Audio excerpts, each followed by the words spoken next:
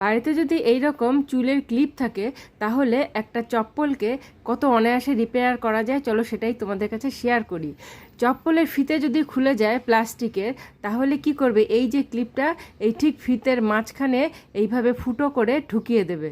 এরপরে এই ক্লিপটাকে ওই জুতোর ফাঁকা থেকে বাইরে বার করে দিয়ে তারপর দুই সাইডে ভাগ করে আটকে দিলে পরেই দেখবে আবার নতুন করে ব্যবহার করতে পারছো। তো চলো দেখে নেওয়া যাক পরবর্তী টিপস। সেলাইয়ের শেষে যখন একটা সুতোর সঙ্গে আর একটা সুতো জুড়তে হয়, তখন সুতোটা যদি খুব ছোট হয় জুড়তে অসুবিধা হয়, কিন্তু যদি এই ভিডিওতে দেখানো এই টেকনিক দেখে যদি সেইভাবে জোড়ানো যায় তাহলে খুব অনায়াসেই একটা ছোট্ট সুতোকে গিঁট বাঁধা যায়। তো চলো দেখে নেওয়া যাক পরবর্তী টিপস। এটা একটা ম্যাজিক। দেখো, 3টে আঙ্গুলের মধ্যে ঢুকিয়ে রেখেছি, টান দিলাম বেরিয়ে গেল, কিন্তু এটা আগের থেকেই 3টে আঙ্গুলের মধ্যে ঢুকিয়ে আঙ্গুল থেকে বাইরে বার করেই রাখা হয়েছিল। তারপরে লোককে দেখানো হচ্ছে যেটা আঙ্গুলের মধ্যে আছে। তো এই 3টে টিপসের মধ্যে কোনটা তোমার সবথেকে বেশি ভালো লাগলো কমেন্ট করে জানাও। Thanks for watching.